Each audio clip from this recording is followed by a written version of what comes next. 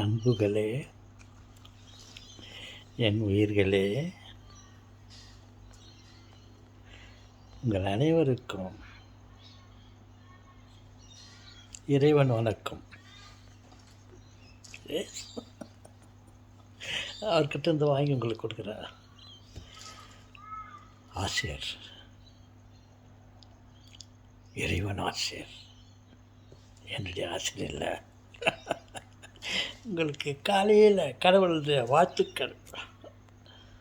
ஆசிரியர்கள், எனக்கு எவ்வளோ சந்தோஷமாக இருக்குது தெரியுமா உங்கள் கிட்ட பேசுறது. உங்களுக்கு ஆசிரியரை வழங்குவதில் பெருமிதம் கொள்கிறேன். தாத்தா, ஓகே,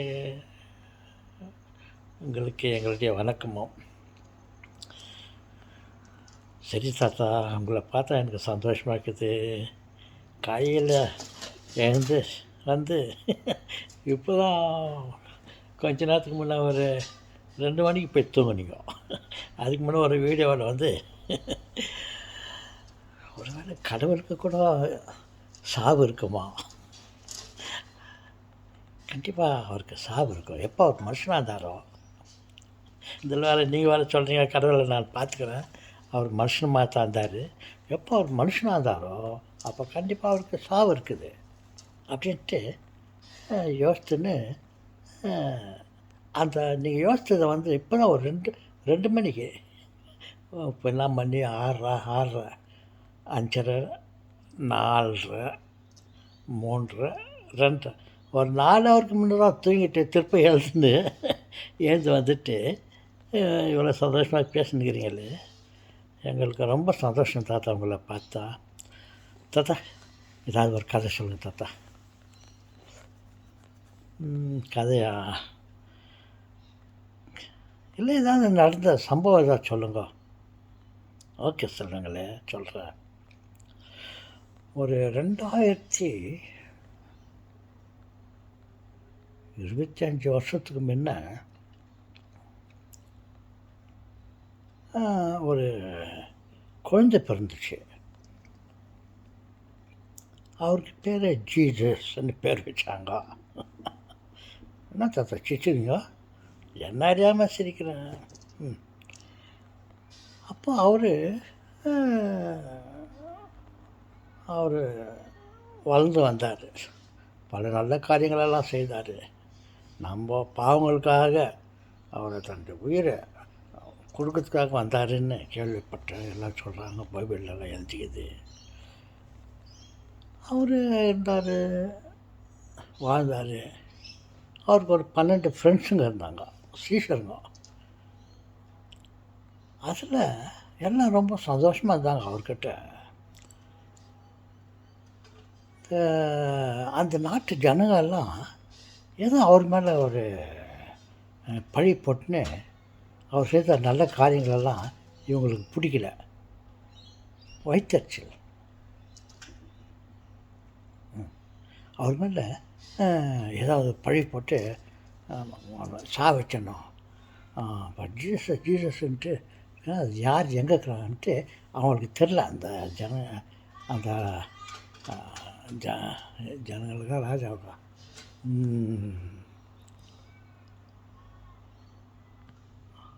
சரி, அவர் ஜீசஸ்ஸை பிடிச்சி அவனை வச்சிடணும். அது யாருக்கு எங்கே இருக்கிறாருன்ட்டு தெரிஞ்சதுக்காக அவங்க ஃப்ரெண்ட்ஸுங்கிறாங்க பாரு, ஒரு 12 பேர்.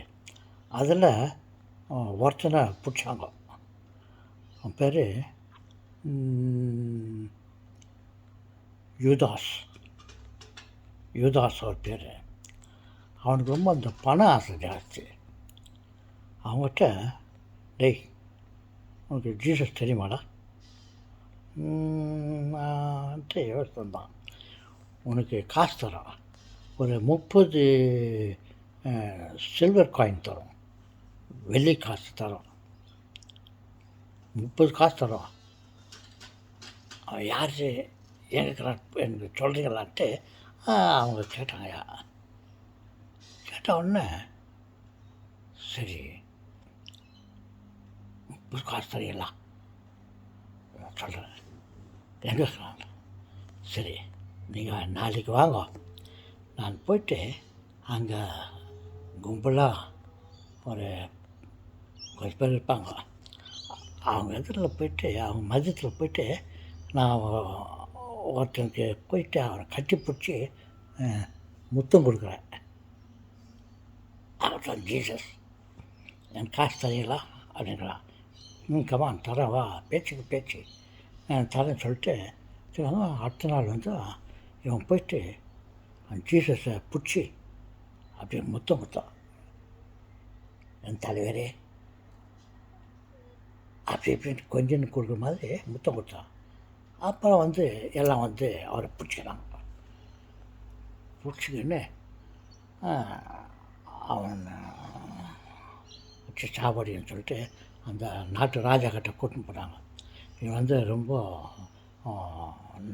ரொம்ப நல்ல காரியங்களாக செய்வான், நல்ல காரியங்களாக செய்வான். யார் எல்லாருக்கும் செத்து பொண்ணுங்களுக்கு உயிர் கொடுக்குறான்,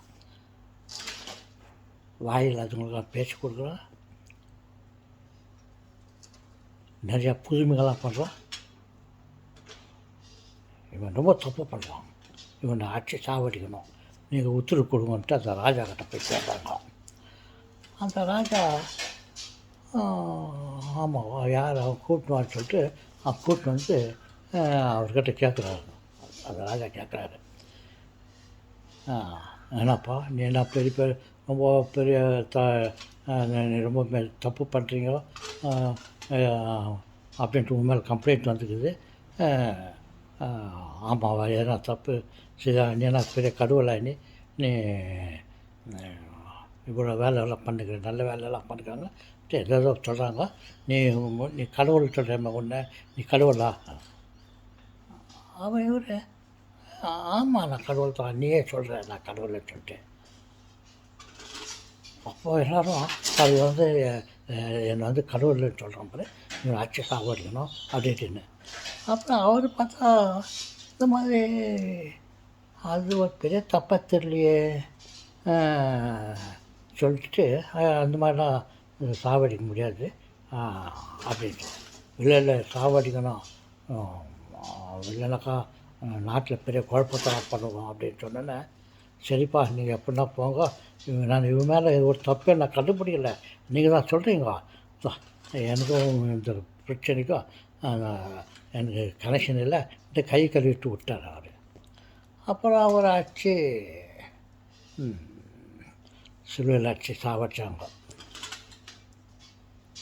பாருங்க, பொதுவாக ஒரு 30 வெள்ளி காசுக்காக அவங்க ஃப்ரெண்டை கூட இருந்த ஒன்று அவனை காட்டி கொடுத்துட்டான். இவர் தான் ஜீசஸ் சொல்லி யாரை முத்தம் கொடுக்கணும் அவர் வந்து பிடிச்சிங்கோ அப்படின்னு. அப்புறம் எல்லாம் பிடிச்சிடாங்க. அதப்போ அவனுக்கு காசு சொல்லிட்டு 30 வெள்ளி காசை கொடுத்துட்டாங்க. அப்புறம் அவர் அடிச்சு சாவடிச்சிட்டாங்க. இவனுக்கு அப்புறம் மனசு அந்த மாதிரி ஆளாக இருந்தாலே அவனுக்கு மனசுன்றது ஒன்று இருந்துச்சு. அவன் ரொம்ப ஃபீல் பண்ணான். ஃபீல் பண்ணிவிட்டு இந்த மாதிரி நம்ம கூட இந்த தலைவனை நம்ம காட்டி கொடுத்துட்டுமே, நம்ம இருக்கிறதோட பெரிய தப்பு பண்ணிட்டோம், நம்ம செத்து போகலான்னு சொல்லிட்டு அவன் எதை தூக்கி போட்டு செத்துறான்னு கதையில் வந்து அப்படி ஒரு சம்பவம் நடந்துச்சு என் செல்வங்களே. தாத்தா மையாவா ரொம்ப கவலையாக இருக்குது தாத்தா, நீங்கள் சொல்கிற கதையை கேட்டாக்கா. ஆமாம் சொல்வாங்களே. ஓகே, டைம் ஆச்சு, பாய்.